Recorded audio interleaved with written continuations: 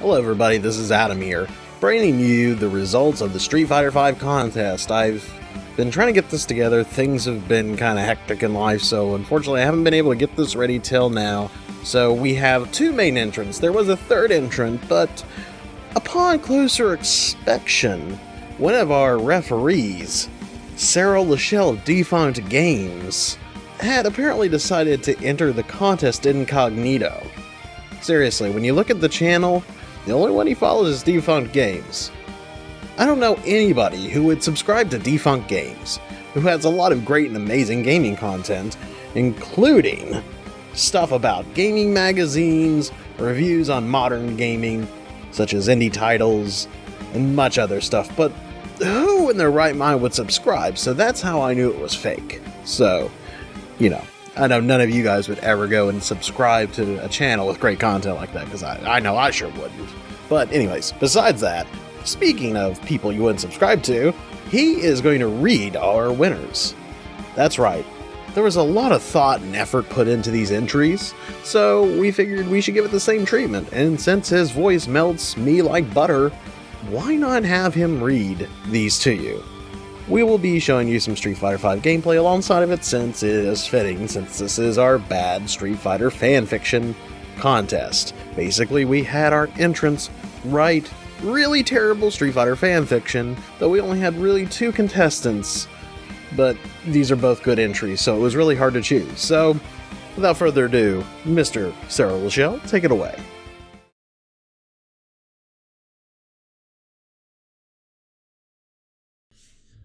Alright, this is just something I picked up a knack for from Lily Marlene Dietrich, not one of my favorite people. B-Man 707. Before we get started, this is my story, so it can go however I please. And also don't judge me. L-O-L.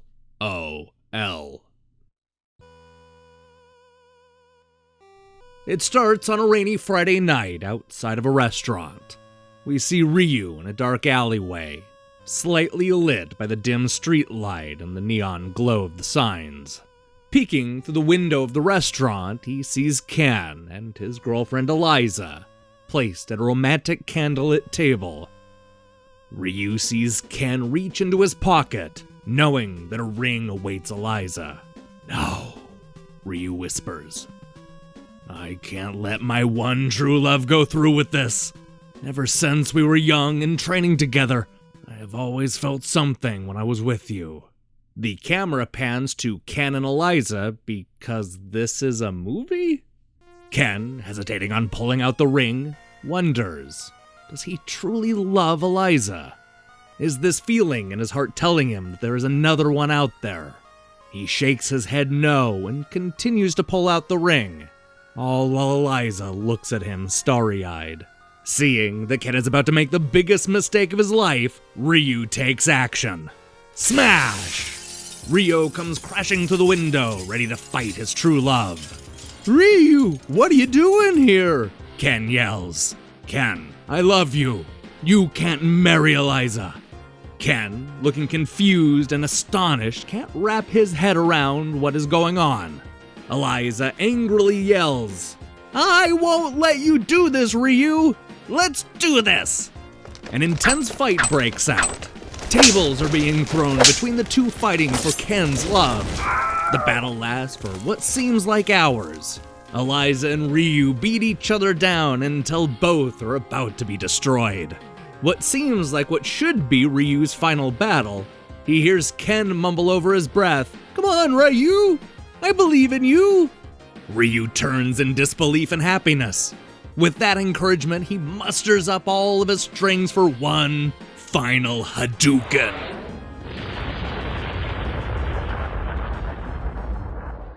Ryu defeats Eliza and wins Ken's heart. The two, realizing that they were always meant to be, leave the destroyed restaurant and Eliza behind. They romantically embrace each other in the rainy streets and walk off into the barely lit distance, only to be with each other for the rest of time.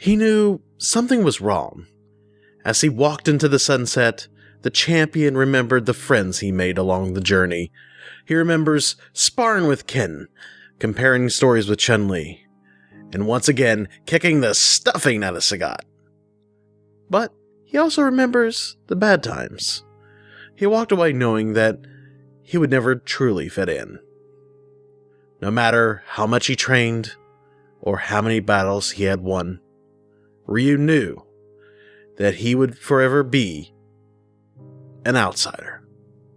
Although he never let it show, it was obvious that this bothered the fighter. He cringed at the thought of Ken getting married and starting a family. His jealousy ate him up inside. Instead of being moved when Blanca finally truly came to love himself as a hideous monster, Ryu used it to fuel his aggression in the ring. He felt nothing for these people. He was cold as a rock, and that scared him. Ryu saw the other world warriors grew closer and eventually becoming friends, even after they had been locked in the throes of Mortal Kombat. On some level, Ryu understood this yearning to connect with others. He knew it was expected of him, but he never figured out why. It's not that he hated these people, he simply felt nothing. Getting close to people meant nothing but putting on a front, and Ryu was a terrible actor. To the outside world, the champion had beaten 15 of the toughest challengers M. Bison could round up. He was a strong, stoic figure that everybody looked up to. But if they only had looked closer, they would have noticed a man bruised and bloodied from years of beating himself up. He knows he needs to make a change. He knows he needs to reach out to somebody. Anybody. But today is not going to be that day. Maybe the next fight will lead to the satisfying feeling that he so desperately seeks. He knows it won't, but he needs to keep moving forward. And so he walks, not knowing where the path will take him next.